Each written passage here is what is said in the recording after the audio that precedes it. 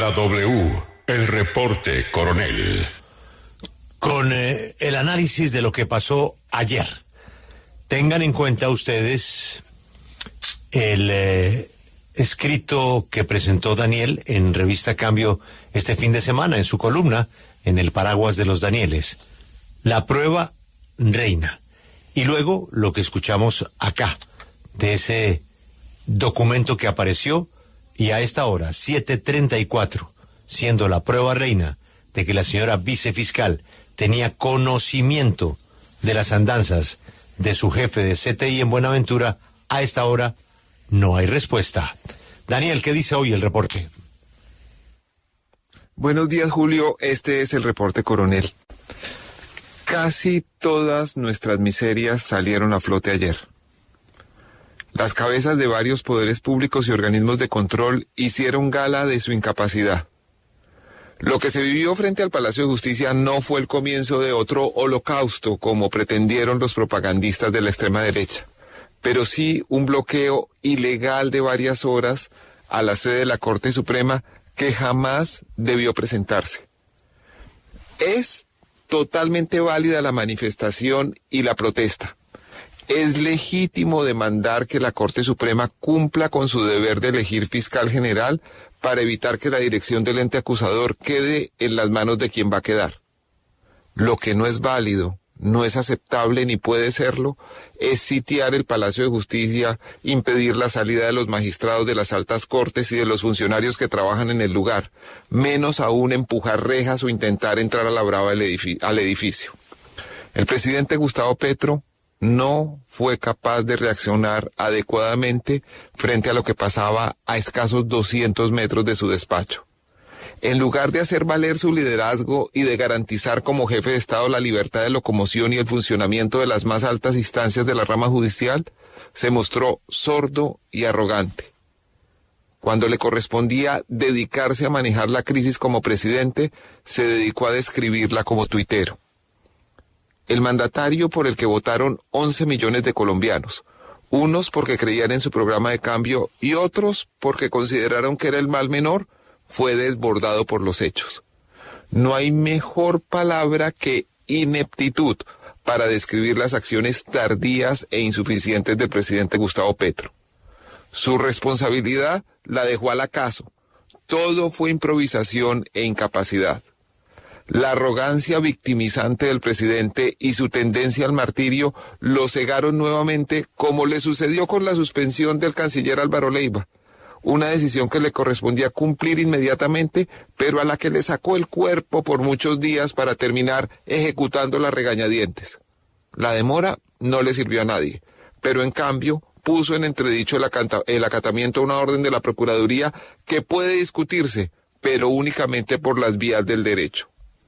Tampoco quedó bien la Corte Suprema de Justicia, que tiene hace 4 meses la terna para fiscal general, que ha investigado y escuchado a estas 3 postuladas hasta la saciedad, sin que se conozca ningún reproche serio contra alguna de ellas. A diferencia de Francisco Barbosa, elegido hace 4 años prontamente y por unanimidad, nadie puede decir que una de estas 3 juristas sea amiga del presidente, ni siquiera cercana.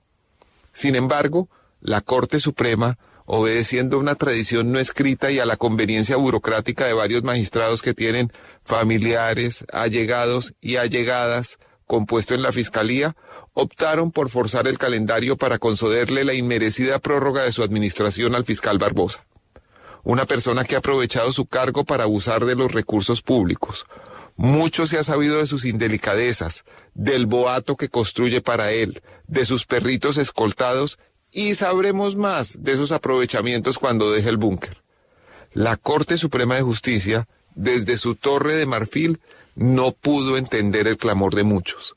Tampoco oyó lo que significaba elegir tácitamente a Marta Mancera como fiscal general de la Nación encargada al demorar la elección de la nueva fiscal.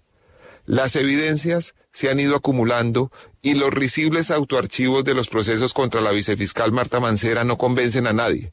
Sin embargo, los señores magistrados, por conducta concluyente, decidieron entregarle a ella la dirección del ente investigador. Tuvieron ojos para ver, pero no vieron. También el probable próximo vicefiscal Gabriel Ramón Jaimes tiene una larga historia de persecuciones y favoritismos. De su incapacidad jurídica hablan los resultados de sus fallidos exámenes para acceder por concurso a un nombramiento en la rama judicial. De su arbitrariedad dan cuenta sus actuaciones en varios procesos públicos.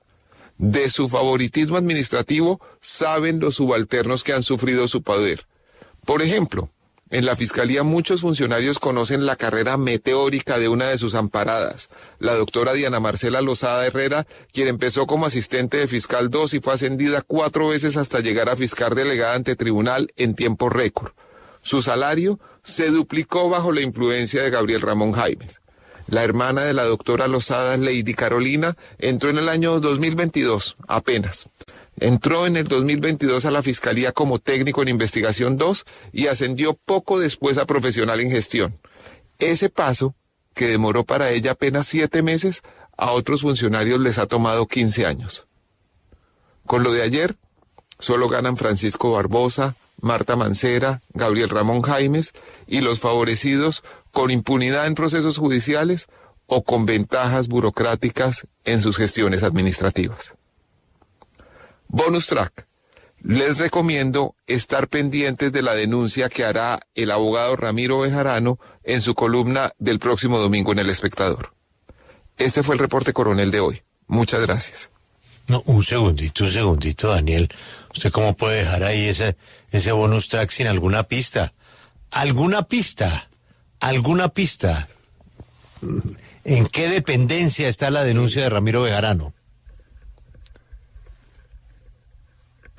Habíamos pensado que las persecuciones selectivas y el uso de la inteligencia del Estado para perseguir opositores había terminado hace tiempos, pero resulta que en la Fiscalía del doctor Francisco Barbosa se vive un nuevo episodio que tiene una víctima muy particular. Eso se va a conocer el domingo en la columna del doctor Bejarano. Uy. Bueno, faltan 48 horas. Daniel, hasta el lunes, un abrazo. Muchas gracias, Julio.